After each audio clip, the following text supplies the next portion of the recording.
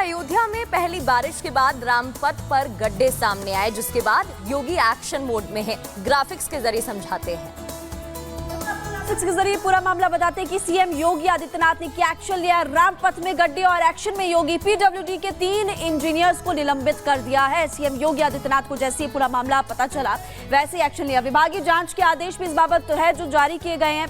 इसके अलावा और क्या एक्शन लिया गया है, क्या बात निकलकर सामने है, वो आपको बताते। 13 किलोमीटर लंबा है रामपथ और जगह जगह पर उसमें गड्ढे हैं। कई जगहों पर आपको लगातार तस्वीरों में देखिए हम दिखाने की कोशिश कर रहे हैं। बड़े बड़े गड्ढे। 844 करोड़ रुपए में सड़क बनी थी और उसके बावजूद लापरवाही बरती गई और लापरवाही की वजह से जगह जगह पर सड़क पे गड्ढे हैं। और इसी वजह से आपको लगातार हम बता रहे हैं कि सीएम योगी आदित्यनाथ ने अब 3 इंजीनियर्स को सस्पेंड कर दिया है ताकि एक नजरी पेश की जाए कि जो भी इस तरह से लापरवाही बरतेगा उस पर एक्शन लिया जाएगा। 844 करोड़ रुपए में सड़क बनी थी, हमने आपको पहले भी बताया।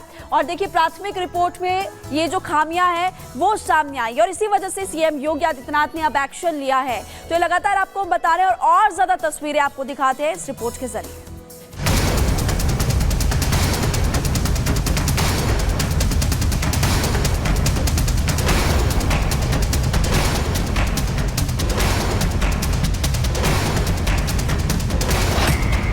रामपथ में गड्ढों पर एक्शन। अब एक्शन में योगी सरकार। अधिकारियों पर गिरी गाज। अयोध्या की नई नवेली रामपथ पर गड्ढों की तस्वीरों ने देश को सकते में डाल दिया था। गड्ढों की इन तस्वीरों ने खूब सुर्खियां बटोरी थी। पहले राम मंदिर के गर्भगृह में पानी टपकने की खबरें आई, जिसकी शिकायत खुद मुख्य पुजारी आचार्य सत्येंद्र दास ने की। फिर रामपथ पर गड्ढों की तस्वीरों ने श्रद्धालुओं को सकते में डाल दिया। आखिर रामनगरी अयोध्या में विकास का काम कैसे हुआ कि पहली बारिश में ही परतें उधरने लगी।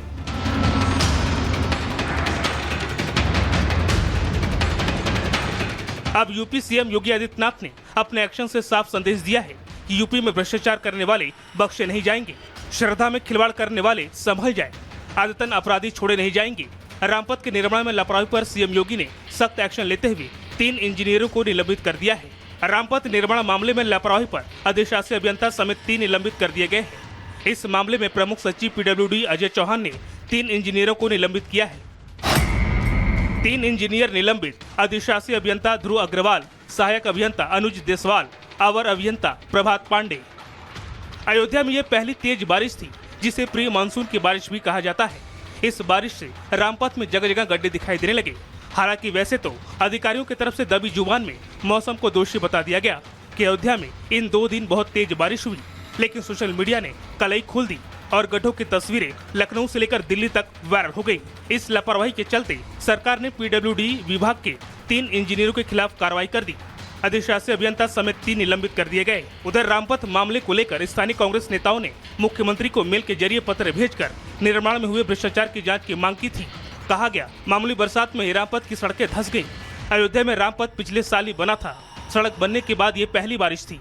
फिलहाल जल निगम ने इन सभी गड्ढों को भरवा दिया है। लोक निर्माण विभाग के समन्वय से मार्ग पर बने सीवर चैम्बरों की निगरानी की जा रही है। अब योगी के एक्शन ने अधिकारियों को साफ साफ संदेश दे दिया है कि गलती करने वाले कोई भी हो, कार्रवाई होकर रहेगी। Bureau report, Republic Bharat. तो अयोध्या में जो हुआ, रामपथ पर गड्ढे जब सामने आए उसके बाद से ही एक्शन मोड में सीएम नजर आए। बढ़ते हैं आगे। अब बात बरेली की गोलीकांड की कर लेते हैं। योगी सरकार ने बड़ी कार्रवाई की है और आरोपियों के अवैध ठिकानों को बुलडोजर चलाकर ध्वस्त कर दिया है और बता दिया है कि कोई भी अपराधी बख्शा नहीं जाएगा।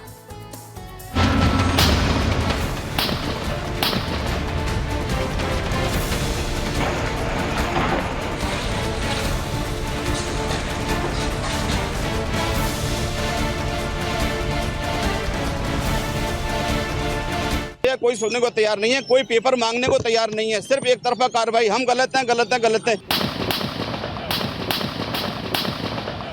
करोड़ों के घर और होटल पर चलता बुलडोजर, मौके पर भारी पुलिस फोर्स और मिट्टी में मिलता रसूख। ये तस्वीरें हैं उत्तर प्रदेश के बरेली की, जहां 22 जून को हुए गोलीकांड के मुख्य आरोपी राजीव राणा के खिलाफ पुलिस ने बुलडोजर कार्रवाई की।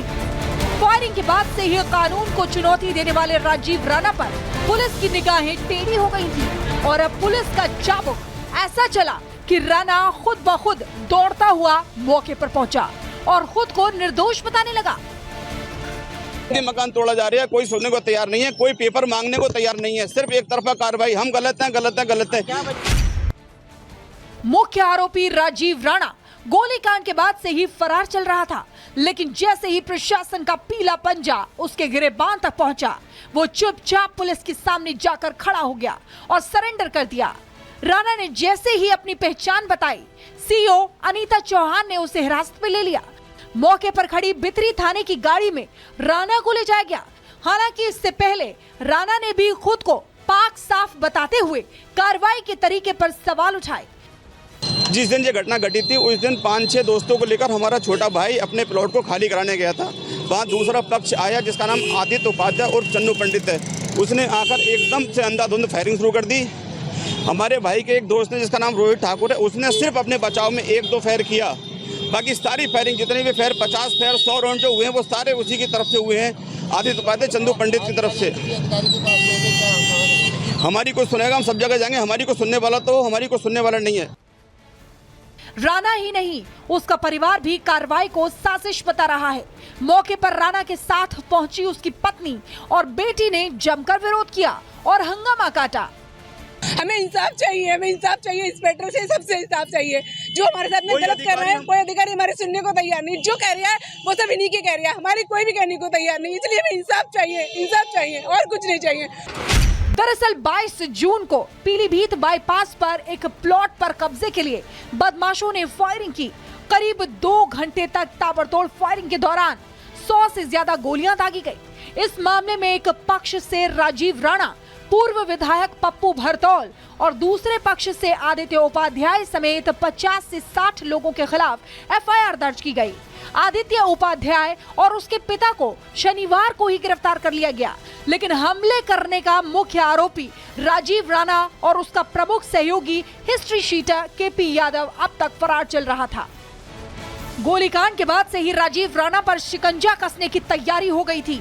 एक जगह पुलिस राणा की तलाश में थी, तो वहीं दूसरी तरफ बीडीए ने राजीव राणा के घर और होटल में पैमाइश की, जिसमें सामने आया कि होटल आवासीय भूखंड पर बना है और दुकान भी गलत तरीके से बनाई गई है।